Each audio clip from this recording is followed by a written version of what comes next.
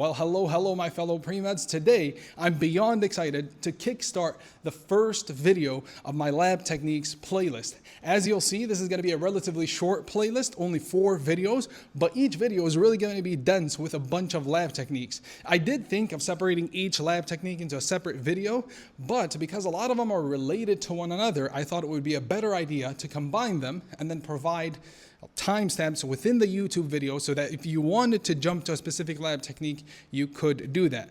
Also, just to start on a positive note, learning about these lab techniques is a lot easier than applying them in Orgo lab or biochem lab or even in research. So let's get started with separations and purifications. Specifically, we're going to be discussing extraction, distillation, and chromatography. Okay, so when it comes to separations and purifications, the goal is to identify a physical or chemical difference between the two substances which you seek to separate. So say you have a mixture, contains 2 different substances, identify one specific difference they have, whether it's a chemical or a physical difference, and then separate them based on that. Now, the broad categories, as I mentioned earlier, are extractions, which separate based on solubility in immiscible solvents. We'll talk about that more in subsequent slides. And then distillation separates based on the difference of boiling points between 2 molecules. And finally, chromatography separates based on the difference of affinity to a mobile and stationary phase. What do those terms mean? We're going to get to all of that in subsequent slides. So the big question you always want to ask yourself is, what is the chemical or physical property that I can exploit to separate these 2 molecules, or sometimes even more than 2 molecules. So let's get started with extractions. Let's say you just ran a reaction and now you have these 2 products in solution. You have a hexane and a carboxylic acid. You're specifically interested in isolating the hexane. So you want to obtain the hexane. All right, so right now they're both in aqueous solution, as we can see right here. So you can see over here you have your carboxylic acid. Note it's in the protonated form, and you have your hexane right here. So it might be a bit counterintuitive, like how do we have hexane in an aqueous solution? Isn't hexane nonpolar? Well, it turns out at low concentrations, even an aqueous environment can tolerate a nonpolar substance such as hexane. So in any case, we're trying to separate hexane over here. So the first step we want to do is we want to deprotonate our carboxylic acid. Why would we do this? Well, because technically right now, like carboxylic acid is polar, we would like to make it even more polar. And the way to do that is to deprotonate that OH over there. Once you deprotonate it, it will then carry a negative charge, right? As you can see right here, now it carries a negative charge, thus making it more polar, so it's guaranteed to stay trapped in the aqueous solution. So the way we did that is we simply added a strong base, because carboxylic acid is a weak acid. When you add a strong base, it'll be deprotonated. So after that, what you want to do is you want to add another solvent, specifically an organic solvent or a non-polar solvent. In this case, we're adding ethyl acetate. So you can think of it in terms of mixing water with oil. They don't mix, right? They're immiscible solvents. And that's the principle behind these extractions. What you want to do is you want to get 2 immiscible solvents, such as this aqueous solvent over here, and adding your ethyl acetate, as we can see right there, and then vigorously shaking the separatory funnel to be able to isolate the hexane into the organic non-polar solvent, in this case ethyl acetate. And then because the carboxylic acid carries a negative charge, it'll stay in the aqueous solution. In general, unless stated otherwise, the organic layer, the organic solvent, will be on the top. So the non-polar molecule will be on top, and the polar molecule will be in the bottom layer. Now over here, this is just walking you through the separate steps, sort of more generally without applying it to a specific scenario. If you wanted to pause the video and think about those, or after accessing the slide decks after you watch the video, you can also do that as well. All right, now let's move on to a different type of extraction. I'm not going to spend too much time talking about this, but essentially here what we have is 2 polar molecules. So you have an acid and a base.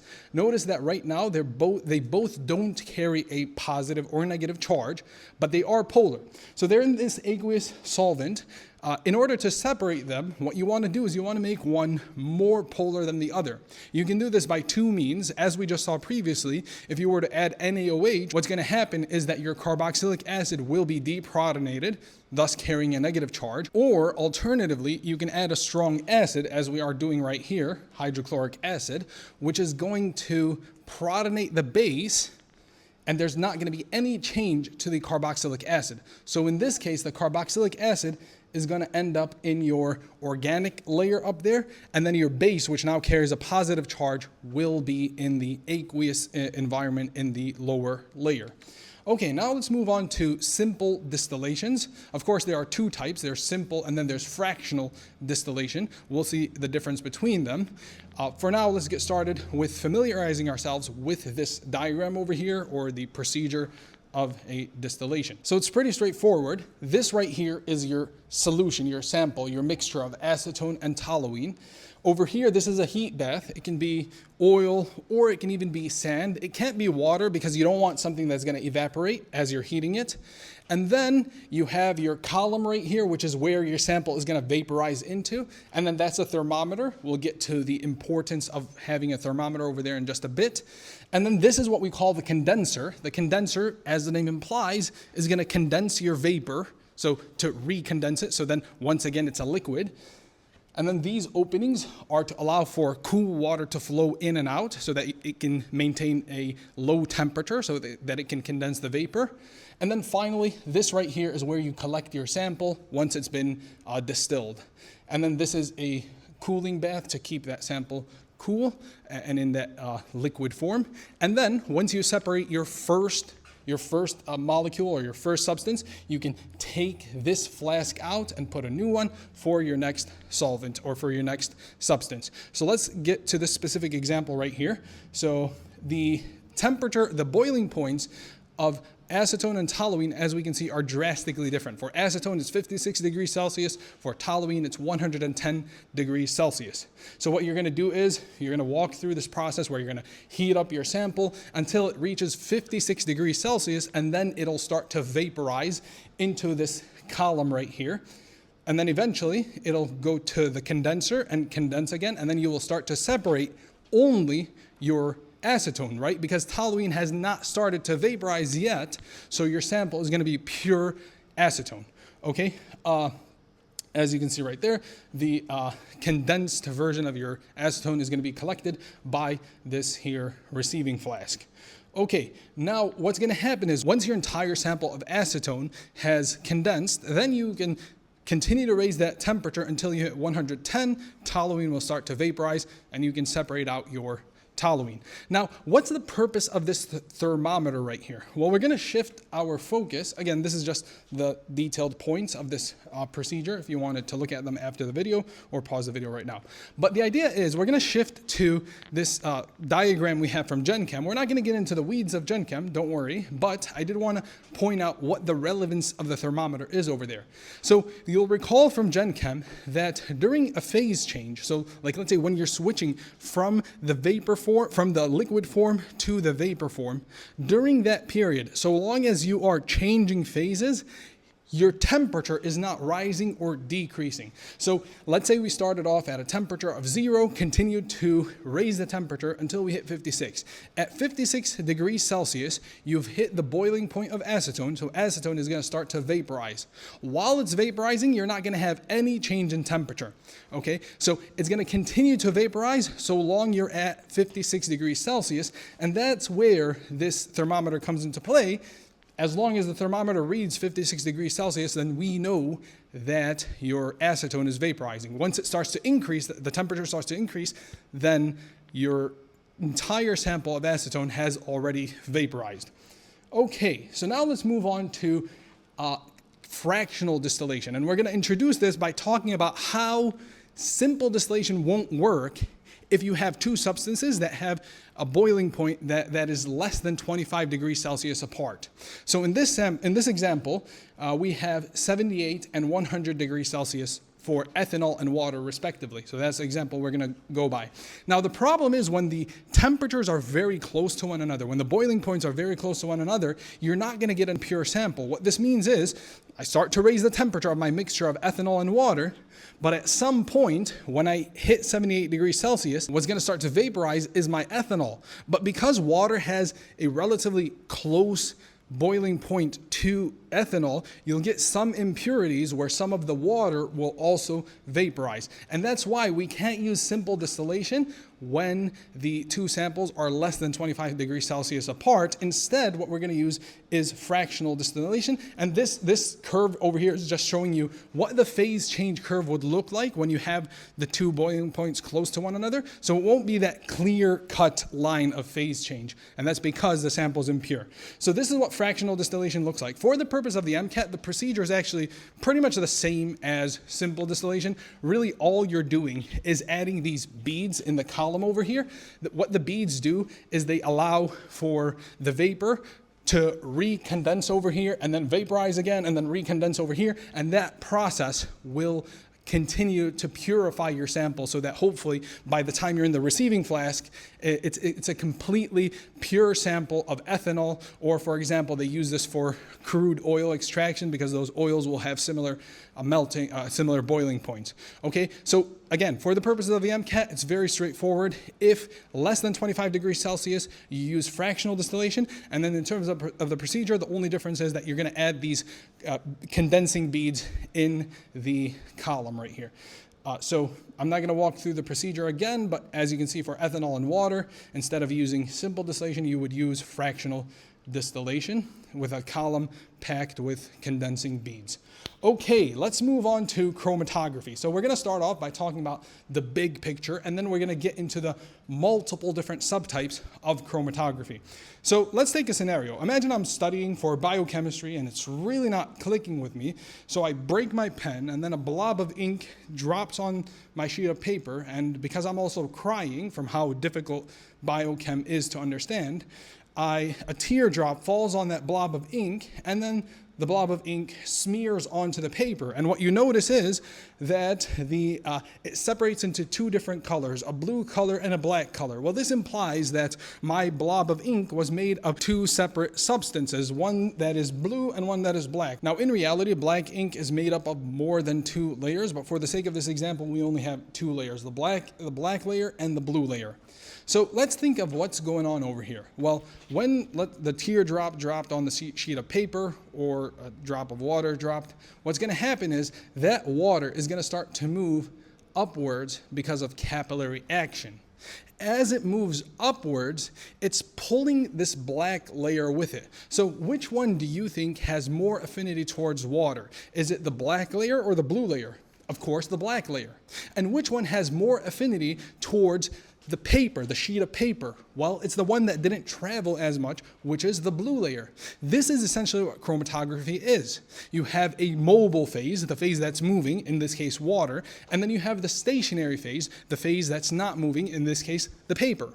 And if you have more affinity towards the mobile phase, you're going to travel farther, thus you're going to be able to traverse the entire sheet of paper in a lesser time period, so you have a shorter retention time, versus the one that's stuck to the stationary phase is going to have a longer time to traverse the paper, therefore it'll have a longer retention time. Okay, so now let's apply this to a specific example. So these are just the terms that I just went over. You can pause the video and really think about them, but if you feel like you understood them, we'll just move on, and we're going to see them again with each different type of chromatography we go over. Okay, so starting off with the most simple, paper and thin layer chromatography. In the case of paper and thin layer chromatography, the stationary phase is going to be a polar substance. In paper chromatography, it's a paper, and in thin layer chromatography, it is silica gel. All right, so these are both polar substances. The mobile phase is going to be non-polar. It's going to be hexane. It can be any other substance, but let's just say hexane for the sake of this example. So what's going to happen is, let's say you have a solution that contains a carboxylic acid and acetone. Acetone is, of course, a ketone. Carboxylic acid is a carboxylic acid. They are both polar, but one is more polar than the other. Of course, the carboxylic acid being more polar than the acetone. So let's see what goes on over here. So applying TLC, you use hexane as your mobile phase. You see two separate dots on your silica gel, dot B and dot A. So this is where you injected your sample, and it traveled upwards. So which one do you think is going to be your acetone and which one's going to be the carboxylic acid? Well, let's apply what we just learned. The mobile phase is non-polar. Which of these two molecules, acetone or carboxylic acid, is going to be more friends with hexane? Well, which one is less polar? acetone, right? It's less polar, so therefore it's going to interact better with that mobile phase. So it's going to travel farther, thus have a shorter retention time. Thus, one more term we have over here, higher RF. RF is essentially proportional to travel distance. So the more you travel, the farther distance you travel, or the shorter retention time, the higher the RF. Dot A is going to be carboxylic acid, because carboxylic acid is going to be more friends with the silica gel, the polar silica gel, the stationary phase, thus stay in its spot or move very, very slowly. Okay? So the bottom line is, the more polar you are, the more retention time is going to take you longer to travel. You're going to travel a shorter distance relative to the less polar molecules, and you're going to have a shorter RF. Okay, so now let's get started with column chromatography. Column chromatography is essentially the same thing in principle as thin layer chromatography, in that the mobile phase is going to be a nonpolar substance, and the stationary phase is going to be silica gel. It's going to be a column filled with silica gel. Now, the difference is that over here, we saw that your sample, you can't really collect your samples. You just apply like a very small sample and then separate them for the purposes of analysis. But let's say you wanted to separate your substances and at the same time be able to collect in one flask or one beaker your acetone and the other one your carboxylic acid. Well, that's where you would use column chromatography, because as you can see right here, we have our silica gel, we apply our mobile phase, let's say hexane, the nonpolar mobile phase, and then you add your sample. And then you'll start to see that the two layers will separate based on polarity. So that red sample is now appears to be traveling faster, and over time you can indeed see that it leaves first. So it must be the one that's less polar, that has more affinity towards the nonpolar mobile phase. So that would be acetone, and the blue sample would be the carboxylic acid. So here we don't really refer to that RF concept. We talk about retention time, we talk about distance traveled, and we talk about elution. Elution, or which one elutes first, okay? So we'll see it right here. Yeah, so in this case, the acetone will elute first. It'll exit your sample first because it travels faster, okay? So that's how they'll often ask you. They'll give you a polar and a non-polar substance, or a polar and a less polar substance, and they'll ask you which one is going to elute first. Okay, now let's talk about high performance liquid chromatography. I'm not going to spend too much time on this because it's essentially the same thing but with a few more add-ons compared to column chromatography. For the purposes of the MCAT, just know that in high performance liquid chromatography, the mobile phase is just like a column chromatography is going to be nonpolar, and the stationary phase is going to be polar.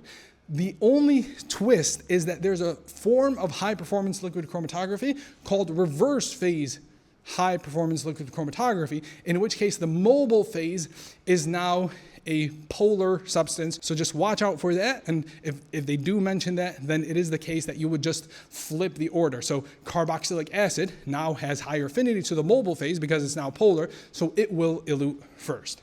Okay, now let's move on to a different kind of chromatography that uses a different principle. In this case, we're going to use the physical property of size. So here, size matters. Okay, in this case, you're going to put a bunch of beads in your column, as you can see right here.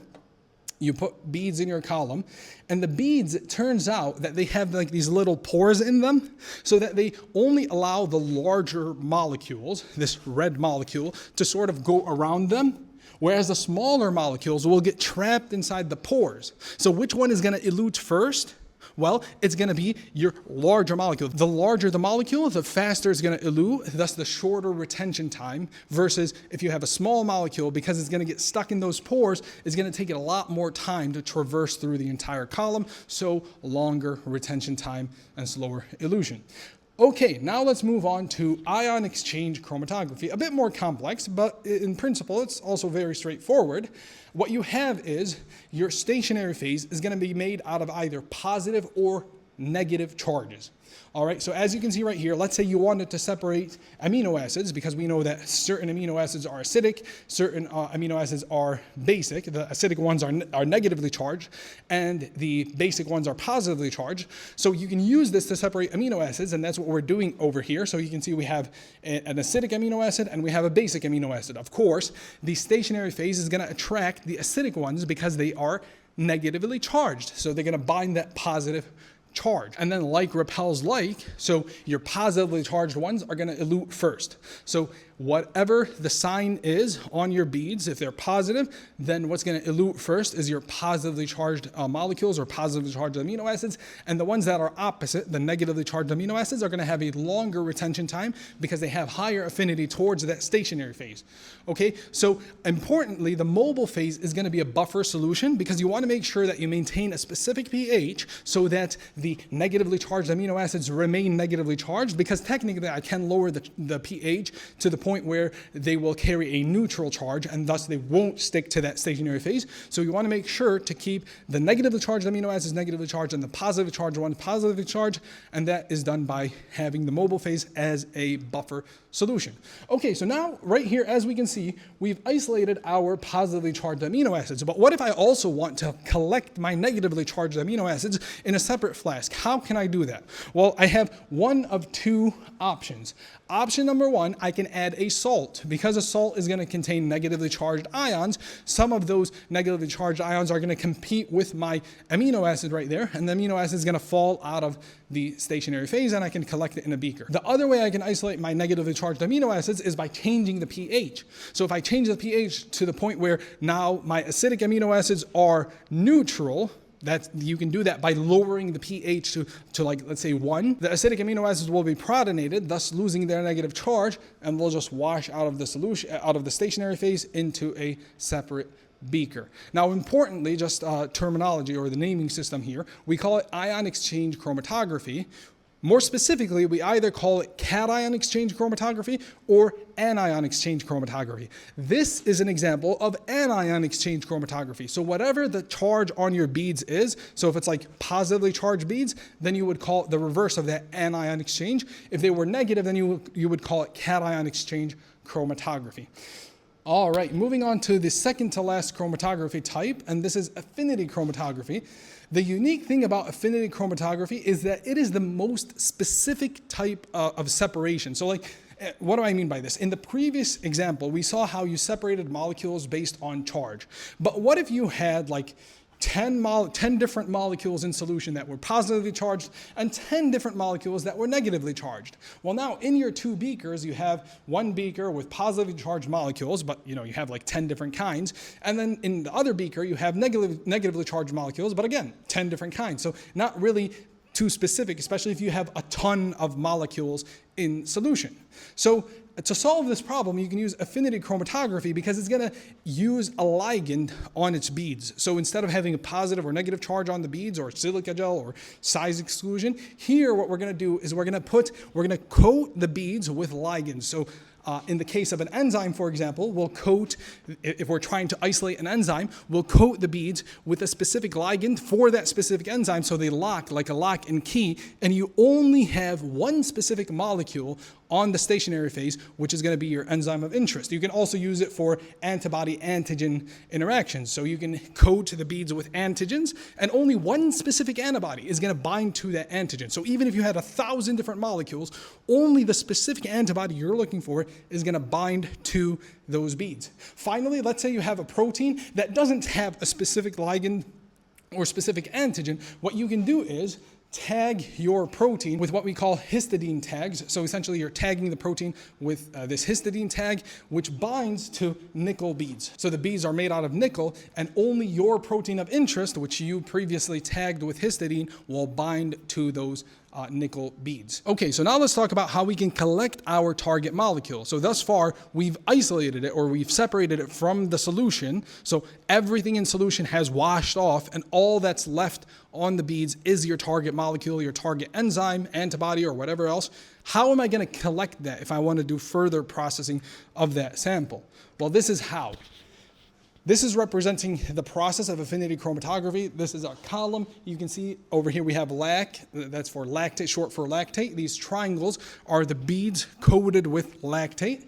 And then you can see LV over there is lactate dehydrogenase, the enzyme that's specific to lactate. So here we had a huge sample with hundreds or thousands of different molecules, and we specifically wanted to isolate the enzyme lactate dehydrogenase. That's why we coated the beads with its substrate lactate. Well, after you've separated it, so here are all the different molecules that were in solution, In the stationary phase, all we have is lactate dehydrogenase. The way to collect that lactate dehydrogenase is now to add a mobile phase that contains high concentrations of lactate, the substrate. So that what's going to happen then is, because you have high concentrations of lactate in the mobile phase, it will begin to latch onto those lactate dehydrogenase enzymes and separate them from that stationary phase, and then you'll have them in a separate beaker or separate container so that you can run different reactions or process them further. All right, we've come a long way. Let's move on to our last type of chromatography, which is gas chromatography. Gas chromatography is quite unique because its mobile phase is a gas rather than a liquid, and its stationary phase is a liquid rather than a solid. The idea is here you're separating two volatile compounds or two volatile molecules. So you're separating them with this method. The one with the lower boiling point and smaller mass, but more importantly for the MCAT, lower boiling point, it will have a shorter retention time, thus travel farther and separate from the sample first. Now, importantly, you'll often see on the MCAT that they combine it with a technique, with a lab technique called mass spectroscopy, because indeed gas chromatography and pretty much every single lab technique we've talked about thus far are tools of separation. So you can separate two different molecules, but you can't really identify the specific molecules you have in solutions. So if before you started the separation process, you knew that you only had two different molecules, you can infer which one is in which sample based on like which one's more polar, which one is non-polar. But let's say you had 10 different samples in solution, then you wouldn't know which one is which simply by applying these chromatography lab techniques or these separation lab techniques. And that's why we sometimes combine it with mass spectroscopy to be able to identify the specific substances or the specific molecules that you have in solution, but more on mass spectroscopy as well as other spectroscopy techniques in the next video of this playlist.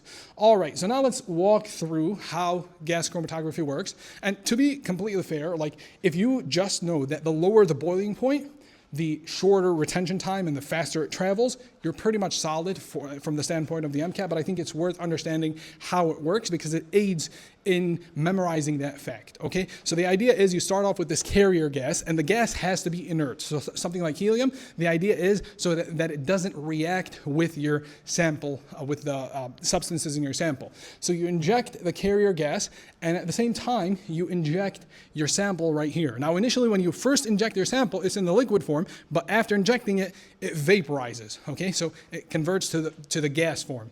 And then it's gonna run in this tube, this coiled tube right here. And let's take a look. Let's zoom in on what's going on inside that tube. You can see you have this green substance and this red substance. And you'll notice that the green substance is attaching to the walls of the tubing. Why is that? Well, because the stationary phase is going to be a liquid coating the walls of the tubing. And then your mobile phase, of course, is that carrier gas, right? So because this green substance has a higher boiling point, it'll have more affinity towards the liquid stationary phase. And that's why, as you can see over here, this other substance, the red one or the pink one right here, is going to travel faster, thus having a shorter retention time because its boiling point is lower, so it's going to have more affinity towards the mobile gas phase. And then you can see right here, on the detector, you'll be able to see 3 peaks. The first peak, don't worry about it, it's because of your carrier gas, so that's why I highlighted it in blue over here. The second peak is your red gas over here, or your red sample, and then the final peak is your green sample. So you can see the green sample reaches the detector last because it has a higher boiling point, and therefore it has higher affinity towards the stationary liquid phase. All right, so this is a summary table of the different techniques we talked about. Importantly, just note what each one separates the molecules based on. So for example, paper chromatography, polarity, TLC, column, also based on polarity, size exclusion based on size, and so on and so forth. And note the different stationary and mobile phases for each of the techniques. And you will be solid on test day. I know this was a dense topic. If you have any questions, reach out to me. I'll be glad to help out. If you like the way that I teach, check out the rest of the videos in this playlist, subscribe, and turn on the notification bell so you stay up to date with all of my future playlists. And if you have a friend who's currently studying for the MCAT, don't gatekeep these videos. Share the videos with them. It really helps the channel grow, and I would really appreciate it. Also, did you know that every single video in my playlist is associated with Anki cards, the slide decks in the videos, and high yield sheets? If you want to access these, to be able to better actively review the material as you're learning it from the videos, then check out my Patreon or reach out to me directly for alternative ways to access those materials. Finally, these videos, at least as of now, are sponsored by you. If you wanted to support me via Buy Me a Coffee or Patreon, you can find the links in the description box as well as the links for everything else. Thanks for watching, and I'll see you in the next video.